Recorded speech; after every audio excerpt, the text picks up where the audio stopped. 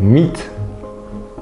Moi, je suis pas, contrairement à ce qu'on croit, je suis pas du tout religieux, mais j'ai une mystique des personnages imaginaires. On se les représente, les vampires, les monstres, les Peter Pan, les super-héros, et ils donnent un visage à nos craintes, à nos envies. Aspirine, c'est l'histoire de deux monstres ou de deux adolescents un peu perdus qui vont apprendre à devenir des super-héros, c'est-à-dire les choses qui allaient vraiment pas chez eux, ils vont pas du tout les régler, mais ils vont juste apprendre à s'en servir de manière un peu plus amusante. Pourquoi je parle de sacré sur ces figures-là? C'est parce que elles existent de manière très intense en Europe, au Japon, aux États-Unis, dans la littérature populaire, et on se répond. Chacun de mes dessins d'Aspirine, c'est un hommage à Matsumoto Leiji, qui était l'auteur qui est toujours d'ailleurs vivant, l'auteur de Albator. Quand je pense aussi beaucoup à Hellboy quand je travaille, ou je pense aussi à Black Hammer, qui est une BD extraordinaire de Jeff Lemire qui paraît en ce moment. Donc j'ai l'impression que sur ces mythes populaires qui passent entre le roman populaire, le film d'horreur, la bande dessinée, le comics, le manga, on se répond, on crée une cosmogonie qui passe aussi par le jeu vidéo, et c'est largement aussi respectable que les très vieilles religions. On ne se fait pas croire que ces créatures-là existent pour de vrai et qu'on va les rencontrer, mais on a une exégèse, on a une tradition, on a une manière de s'en parler. Après, elles n'ont de valeur que si elles parlent du vrai monde. Je crois qu'aujourd'hui, on ne pourrait plus écrire Harry Potter parce que l'époque est beaucoup plus désabusée. Donc l'enjeu d'Aspirine, c'est de créer une féerie pour une jeunesse qui a du mal à aimer son époque. Voilà. Amitié. Faut pas surévaluer l'amitié. Quand on est ami, il y a toujours une bonne raison. Par exemple, quand on est ami avec son chien, c'est parce que on lui donne à manger. Puis vous êtes ami avec lui parce qu'il vous donne le sentiment d'être supérieur à quelque chose. Alors, en fait, vous êtes tous juste comme tous les autres gens qui ont des chiens. Aspirine et Yidgor, c'est un peu pareil. C'est pour ça que je n'ai pas dit ils sont amis. J'ai dit lui c'est le serviteur. C'est le serviteur de la vampire. Comme il y a, d'ailleurs je l'ai appelé Igor comme tous les Igor des films d'horreur. Mais Yidgor j'aime bien parce que alors on retourne dans mes obsessions.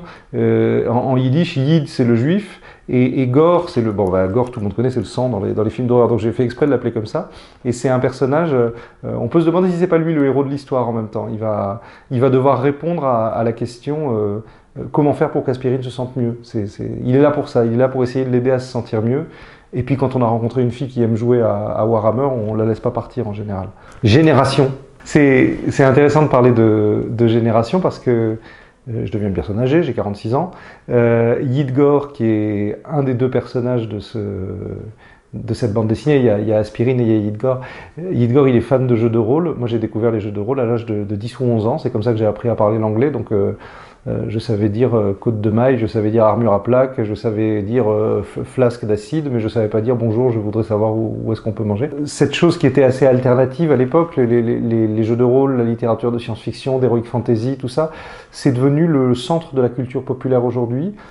Pour le meilleur et pour le pire, c'est-à-dire qu'à la fois les choses dont on rêvait, moi je fais partie des gens qui ont eu la chance de lire Game of Thrones avant que ça devienne une série télé, donc je pouvais pas imaginer quand j'étais petit qu'un jour Le Seigneur des Anneaux serait la série de films extraordinaires qui sont devenus. Et en même temps, tous nos rêves sont devenus réalité, et c'est devenu tellement mainstream qu'on se demande ce qui reste de vrai là-dedans. Et c'est pas un truc de réactionnaire, c'est comment faire pour... c'est pas non plus une histoire d'amour. Aspirine, quand elle attrape Yidgor, elle lui dit dis-moi un mot romantique et je t'égorge.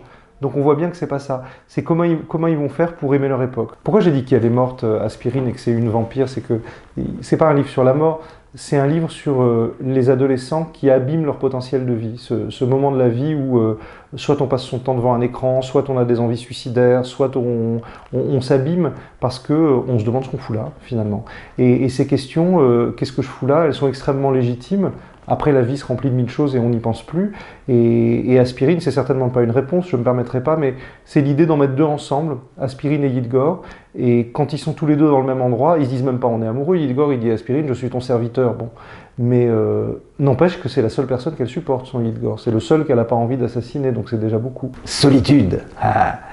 Moi, vous me voyez très bavard dans la vie, là, mais en réalité, je passe 8 à 10 heures par jour à pas parler derrière une feuille avec juste des chats, donc évidemment, dès qu'on me sort, je parle. Mes personnages ont tous des espèces de solitude contrariée, c'est-à-dire qu'ils soliloquent beaucoup. J'adore les monologues.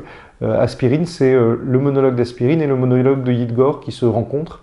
Ça commence par Yidgor qui dit j'adorerais une fois dans ma vie vivre quelque chose de magique.